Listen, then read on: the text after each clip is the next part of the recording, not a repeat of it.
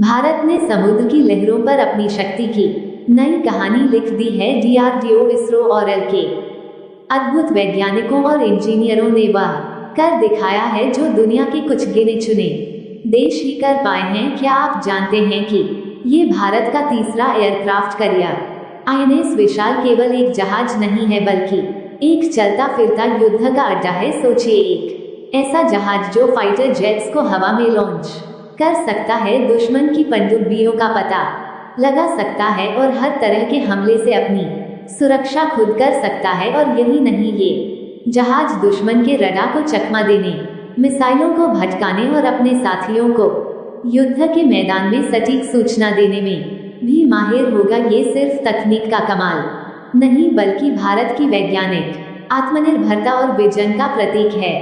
DRDO की उन्नत missile तकनीक, इसरो की सटीक सैटेलाइट नेविगेशन और एचएएल की शानदार एविएशन टेक्नोलॉजी मिलकर इसे एक अद्भुत हथियार में बदल देगा। आज मैं आपको भारत के इस तीसरे एयरक्राफ्ट कैरियर के बारे में एक ऐसा खास तकनीक के बारे में बताऊंगा जो इसे दुनिया के सबसे उन्नत युद्धपोतों की कतार में लाता है। लेकिन वीडियो में आगे जाने से पहले भारत के इस शानदार एयरक्राफ्ट कैरियर इन विशाल के लिए वीडियो को लाइक करके कमेंट बॉक्स में जय हिंद जरूर लिखें, क्योंकि जय हिंद कहना हम सबके लिए गर्व की बात है। दोस्तों, कल्पना कीजिए समुद्र के बीचों बीच एक चलता फिरता किला जिसमें हवा से लेकर समुद्र तक के हर खतरे से निपटने की क्षमता हो। ये किला कोई और नहीं बल्कि भारत का भविष्य का तीसरा एयरक्राफ्ट कैरियर आईएनएस विशाल होगा।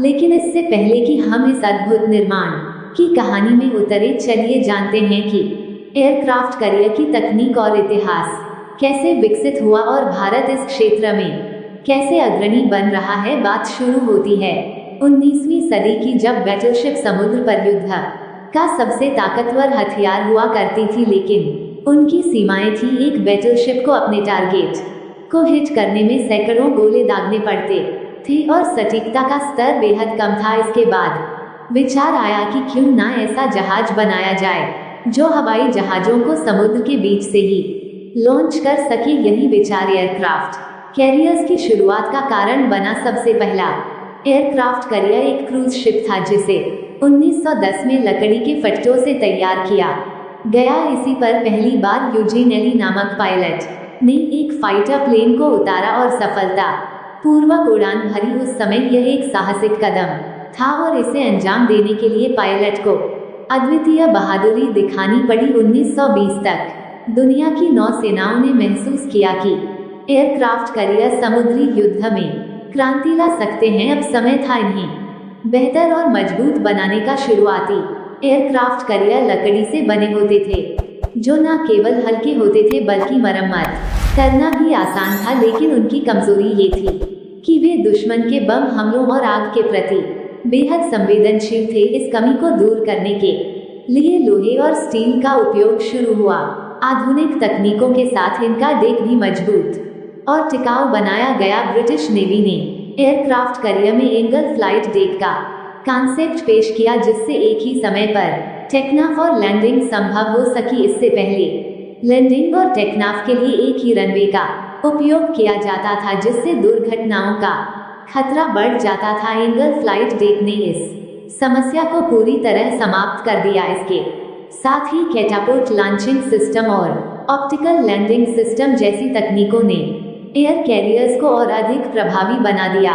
शुरुआती दौर के एयरक्राफ्ट कैरियर अक्सर दुश्मन के हमलों का शिकार बनते थे क्योंकि उनकी सुरक्षा के लिए सीमित साधन उपलब्ध थे। पानी के नीचे से हमले करने वाली पनडुब्बियों और हवा में मंडराते दुश्मन के विमान इनके लिए घातक साबित होते थे। इन समस्याओं से निपटने के लिए एयरक्राफ्ट कैरियर के साथ युद्धपोतों और सबमरीन के एक पूरे समूह को जोड़ा गया जिसे कैपिटल शिप स्ट्राइक ग्रुप कहा गया। 1940 और 50 के दशक में जैसे जैसे तकनीकी प्रगति हुई, एयरक्राफ्ट कैरियर को अधिक घातक और प्रभावी बनाया गया। उदाहरण के लिए यूएसएस मिडवे जिसे 1945 में लॉन्च किया गया था, आधुनिक एयरक्राफ्ट कैरियर के लिए एक आदर्श मॉडल बना। ये परमाणु बम ले जाने और अत्याधुनिक विमानों को संचालित करने में सक्षम था। अब बात करते हैं आधुनिक युग की एयरक्राफ्ट करियर अब केवल फाइटर जेट्स को लॉन्च करने के लिए सीमित नहीं रहे। आज वे चलते फिरते सैन्य अड्डों की तरह काम करते हैं। इन पर missile defence system, submarine detection system और अत्याधुनिक रडार लगे होते हैं। यही कारण है कि इन्हें युद्ध क्षेत्र में फोर्स मल्टीप्लायर कहा जाता है। भारत के पास फिलहाल 2 एयरक्राफ्ट